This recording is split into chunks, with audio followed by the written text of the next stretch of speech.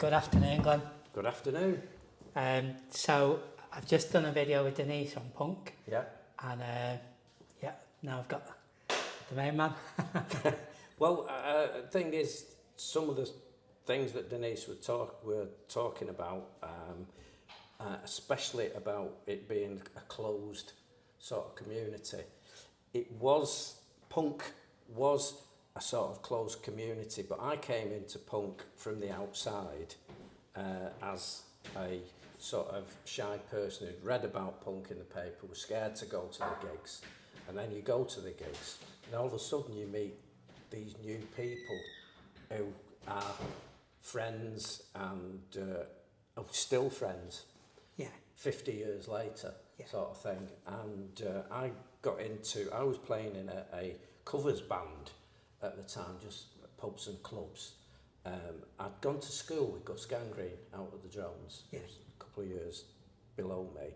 And when the Drones, because they were one of the first Manchester bands to break through, and I was incredibly envious because they were making records and they were sort of all over the music papers. And it was looking like they were going to be big. Yeah. Gus was from Eccles. Was Gus from Eccles? Gus was from Eccles. We all, me and Gus, we went to Winton Senior School, which was next to the school. St Pat's. Next to St Pat's, walked on opposite sides of the road, of course, when we were going to school. Yeah. And but there was quite a few of us from the Eccles and Monton area, and there was a point in like late 1977 where the Blue Bell in Monton, you would find people who were in Screwdriver, the Drones, and Martin Jackson from Magazine. Going in the Blue Bell? Going in the Blue Bell, and we're all talking to each other. Yeah. And it was, and Martin Jackson, who I ended up in a band with, I'd love to think it was because of me playing, but I think it was because it was handy to be rehearse at his house. Yeah. But he'd just started breaking through with Magazine. I know I'm sort of moving about here, but it shows you how quick things used to happen in those days. It's like, it's Martin, he's in Magazine. Who's Magazine? Next minute, they're on Top of the Pops. Yeah. And that's how quick it Did used Magazine to get on Top of the Pops? Oh, God, yeah, sure. Magazine were on Top of the Pops. We saw him the week after, and they'd done a track called Shot by Both Sides. Yeah. And they were on Top of the Pops, and they were on the Top of the Pops where Kate Bush made her debut. Yeah. And he was telling us, he said, this Kate Bush, she's going to be massive. He says, when she'd finished, because she sang live, I know it isn't punk this, but when she'd finished, all the studio technicians gave her a round of applause because she was that good. But again, that's the thing. You could be in the Blue Bell 1 minute and on telly, the next. I don't think any of us ever made any money out of it in those days. It was, but a lot of the people in the circles we moved in did. Mick Hucknall was used to rehearse at TJM rehearsal rooms, and he recorded for TJM Records. And cause we used to say, he was just an annoying bloke. Probably still is. And I remember renting him my speakers to use as a PA system at Pips. And the night he played there was the biggest fight I've ever seen in Pips, and there were some big fights in there. But again, a bit later, you'd see him on telly. When I was in Screwdriver, I must hasten to add, it was the 5 years before they went politically extreme. It's mad that, isn't it, Aldi? Well, what happened was, I was in a band called Bitch with a girl singer that had come down from London at the behest of EMI. So EMI were looking into signing us, and it was me, Gus Gangrene, my childhood friend Martin Smith, who was with me in all the bands, and we were supporting Screwdriver, and their drummer at the time was Mark Radcliffe of the BBC. Was Mark Radcliffe? Mark Radcliffe was Screwdriver's drummer. Wow, I didn't know that. And we went on tour with them, but Mark who is one of the funniest men alive and a pretty good drummer, and we had a ball doing the gigs. And the gigs were a bit iffy, but we got on great with them. And Ian, who ended up being what he was just an ordinary bloke. All we ever talked about was music, football and girls, in that order, nothing else. No politics, none of that nonsense. So it was a massive surprise later. But what, getting back to, when we ended up joining Screwdriver, because the Screwdriver lineup at the time with Mark Radcliffe, and he went back to university. Yeah. So me and Martin, my mate Martin, ended up taking his place on drums. I was the guitarist. When we played in London, guy who used to turn up to all the gigs was Suggs, out of madness. Yeah.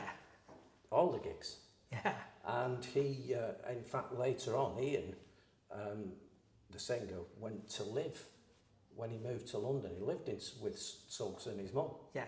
For, initially. But going back to those times, in quick succession, I managed to be in 3 bands almost at the same time, all because of Gus Gangrene introducing me to people. And it was that's the thing, that, you know, once you were in that circle, you were in. Yeah. And it was strange because I was 21 at the time, and I'd just finished my apprenticeship and engaged. My path was secure in life. What was your apprenticeship? I'm curious. I was a typesetter, compositor. I went into graphics. Yeah. And here's a fun fact. I set the type for the Brass Tacks show for the BBC. Did you? Yeah. Wow. And it was, in the old days, it was done photographically and everything, and we used to do work for the BBC. So that was my trade. Yeah. And then it looked like something was going to happen with the band. Can't even remember which of the band I was in. I think it was Bitch, and Gus said to me, "You're going to have to give your job up." I said, "What? Keep a job?" And then I did, and exchanged comfort for poverty, squalor, but excitement. Yeah. And that's what, that was the sort of, I won't say the attraction of punk, but you felt, it was that thing of, I'm in a band, I'm going to go on the bus today and rehearse and we might make a record. And it was exciting. Absolutely not a pot to piss in, any of us. Yeah. And like I say, by the time I joined Screwdriver, we were signed by TJM, Tony Davidson's TJM Records. And at the time they had the Distractions, who were one of my top 3 favourite bands. Yeah. And Slaughter and the Dogs, V2, yeah. Of which I'm in V2 now. Yeah. I'm actually in V2 now.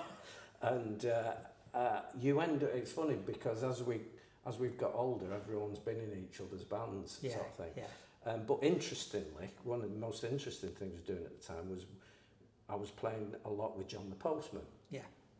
John... Did he have a band?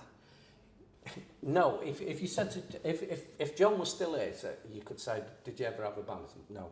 What he had, when he did his first album, he had a loose group of musicians that he called Pure Isle. Then what happened was after that, we were hanging around with the Postman and he was getting gigs. So me, Gus and Martin, who I keep mentioning, became his 3 first go-to musicians. Yeah. And so sort of were his band. And again, another sort of, for instance, how strange things happen. We went to the Deeply Vale Festival in July 78, and the Fall were on. Yeah. Now, John was really friendly with the Fall, and we were watching the Fall, waving, and we'd come in the van and everything, and then John went up to the Fall after they'd finished their set, and John says, "Come on, we're on." I was like, "What?" And all of a sudden, we're on stage using the Fall's equipment. Yeah. Me, Martin and Gus, backing John the Postman in front of 20,000 people at the Deeply Vale Festival. Well, that was... Did they get that busy at Deeply Vale? Yeah, yeah, it was... By the time we got to 78, 79, they were getting in excess of 20,000. Yeah. And everyone had played there. Like I say, the drones had done it a few times, and the distractions. I think Steve Hillage was headlining it that year. But it was one of those things that all of a sudden I'm playing Martin Brahma's guitar, Martin's on the drums, and Gus was using Mark Riley's bass. I think Mark Riley was in the band in the Fall at the time, and that used to happen. And then we got asked to play on John the Postman's second album. So he called us, that band, that group of musicians, the Psychedelic Rock and Roll Five Skinners, we were called. And Dave Bentley was producer. He was on Bent Records. Dave Bentley is another local lad to us. I think he's from Swinton or somewhere like that. It was, and he, we went in Cargo Studios, which of course, you know, everyone went in Cargo Studios, and we did some of the most unlistenable stuff you've ever heard in your life. But the reason for that is Dave Bentley paid us in by bringing in an 88-pint barrel of Holt's Bitter. Yeah. So by the time it's time to play, we're all playing different songs in and out of time, like Doctor Who. It was just, but pure Postman. Yeah. That, he wouldn't have wanted it any other way, because the thing is with John is he didn't want the conformity of the whatever. He wanted the chaos and the agony, and he was, I don't know, a genuine Manchester one-off, and he was a proper postman. I was going to ask that, like, cause did he carry on as a postman? I've done gigs with him where he had his postman's jacket on. It's literally, he's come straight from work. Yeah, because he was the only one out of us that had a job. Yeah, because he's a postman, and he was the biggest Fall fan. He was a massive fan of the Fall, and so you'd find yourself in a Holt's pub. It was always a Holt's pub. Postman drank Holt's, Marquis Smith drank Holt's, you know, and it was all centred round that. And then, as another aside, the covers band that I was in just before I went punk was this covers band, and it was named after a Uriah Heep album called Sweet Freedom. Yeah. And we did Eagles numbers, but our bass player in very early 1977 was Steve Garvey, who left to join the Buzzcocks. Yeah. And he was one of the reasons that I was sort of thinking, you know, because we're playing away there. And Steve was the coolest man in the world. He looked $1 million, and I had the best haircut, and mine had started falling out. So it's like, and he was a great musician. But with Airplaying Best of My Love by the Eagles and stuff, he said to me, I've got to stop playing this shit. Really got, you know. And he famously to us, he handed his notice in the group, and it's absolutely true. We were playing alongside British Legion on a Sunday afternoon. Yeah. Right.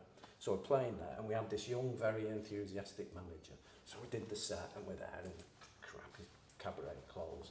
And we gets off, and Steve, Paddy as we used to call him, Steve Garvey said, I'm going to tell the manager I'm not doing it anymore. So I'm all right, okay. So the manager comes in, high-fiving everyone, whoa, what a gig, like that. And I said, Paddy's got something to say to you.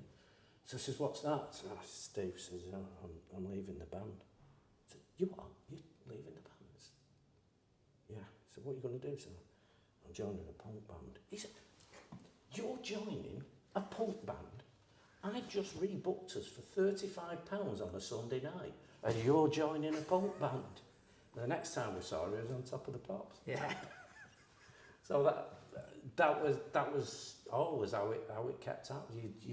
You'd see someone, and the envy used to crack your heart open, if you know what I mean, because we all, especially at TJM, sort of rehearsal rooms, We were all in there, you know, Joy Division were in there. There were nothing then, they were on the up and they were getting noticed and everything, but they weren't big or anything. And the Buzzcocks were there, they used to store their equipment there. Right at the top, in the smallest, horriblest room, was Mick Hucknall and the Frantic Elevators. Yeah. And it was like this big honeycomb of bands. V2 were there. V2 had Tony Davidson had just put their single Man in the Box, which is an epic song and still is to this day. And us in Screwdriver, we were there. And Slaughter and the Dogs were somewhere else. So we're all in this one building. Fast Cars, I did a video with Steve Murray. Did you? Yeah. Right, now he's from Swinton, isn't he? Yeah, that's why I mentioned it. Like, when you talk about like bands that never quite made it, their single, The Boys Just Want to Have Fun, he said it was recorded and it was a little bit fast. Yeah. And it got played on the radio, but it just never... It was always that intangible. To be fair, in those days, if you didn't have the music press behind you in some way, it wasn't going to happen. Yeah. You could be the best band in the world. But sometimes you would hit that sweet spot. The Buzzcocks hit that sweet spot, and they had the backing of the press, and they had the girl, Jackie and Mates and all the girls' magazines because of Steve Garvey, because he's getting photographed to death at this point, you know. And of course, Magazine, when they broke through. I never knew they got that. I mean, I know it gets played on Six Music, but I never knew it got in the charts. Well, it charted, and the album charted, of course. Yeah. And Martin Jackson, as is his wont, then left the band when the album's in the charts and whatever. Because, of course, he then went on in the 80s to be Swing Out Sister. Oh, wow. With Andy out of Certain Ratio. Yeah. And Corinne. And again, it was this mountain thing. Yeah. Again. You know, Martin Moscop, he goes out around Mountain a lot. Yeah, well, I remember talking to Corinne once, and she was, when they were starting the band, they stayed in Mountain and they were in the Bluebell every night. It was like, it was... and the Happy Mondays were from Swinton. Yeah, it was... But I think the thing is, there was a sort of, in 77, 78, there was a North Manchester, South Manchester divide, in as much as all the North Manchester bands had knock about together, and the South Manchester bands are big, like the Nosebleeds, Slaughter and the Dogs and everything they would. So they'd go in their clubs, and we'd go in ours, and there was a bit of an edge. Do you know, as I'm doing these videos and I speak to older people and me myself as well, I've just noticing that, like, when Denise said before it was like a decision, does she get a bus to Collyhurst on her own? Yeah. It was territorial in a way, wasn't it? Because if I was going to say, like, Hume or Masada somewhere, it'd be a big decision for me to get a bus down there. And Steve Murray said that about the Russell Club, like, you had to get two buses there. I've had some of the best nights there. So, I mean, I saw the Undertones on their first tour at the Russell Club. Yeah. And they were just magnificent. They were just... Because at this point, this is like late 70, this is early 79, and punk's losing its steam. And these young lads that are wearing Doc Martens and Parkers and school jumpers and everything were just exploded. And that, again, it was like a shot in the arm for it, watching them. But I agree, I watched the Steve Murray thing, and getting home from the Russell Club was a challenge. Yeah. And there's a thing about me and my best mate Martin, who've been in, like I say, all these bands and everything, we used to say, how did we get there and how did we get home? Because your memory goes, but you got home safe and you didn't die. Yeah.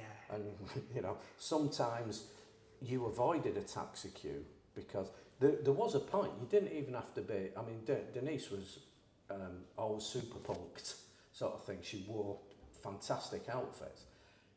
In those days, you only had to wear drain pipe trousers, and cars would slow down to call you a wanker out of the window. Yeah.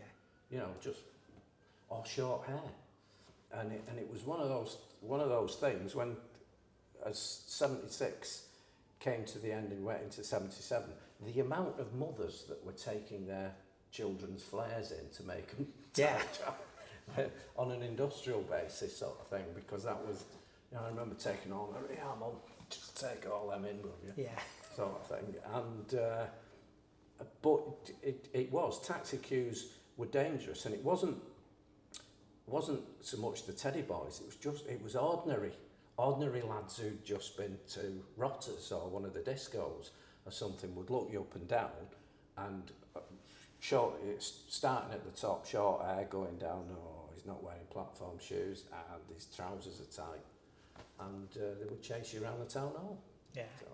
So it was like that, and for no reason at all, but it's always been, every subculture gets that, don't they? And I think Manchester at the time, it was, I don't know, I found it amazingly exciting, the choice of sort of places you could even if you're a punk, it's quite possible you'd end up in a gay club that night. Yeah. Not being gay, but the best girls went in the gay clubs. Yeah.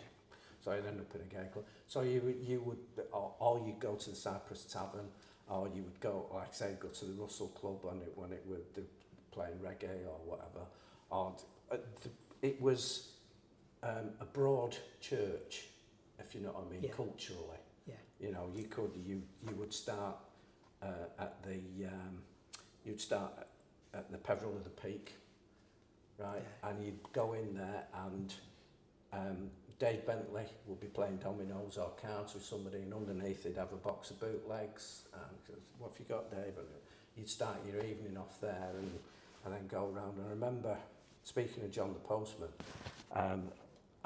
John the Postman had said, "I'm getting up with this Liverpool band tonight." So, okay.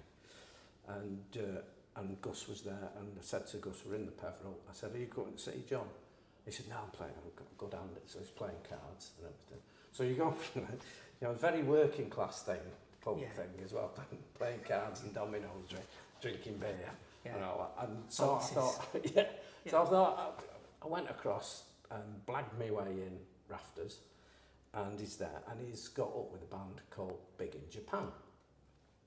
Now, Big in Japan had Holly Johnson on bass. Right? Was Holly Johnson in Big in Japan? Yeah. Holly Johnson was on bass. Yeah.